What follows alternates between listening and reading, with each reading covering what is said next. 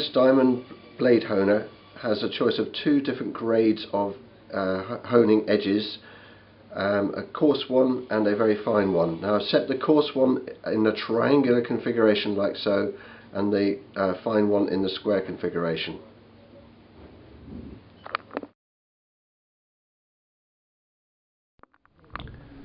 This is not a device that will remove nicks from your blade. It's really suitable just to restore that fine edge that you experienced when the blade was new.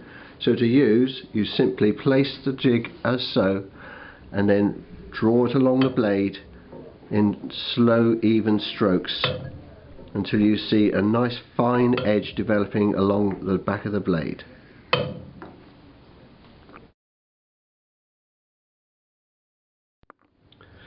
Once you have established a fine edge on your blade, you may find a small burr or lip along the front edge.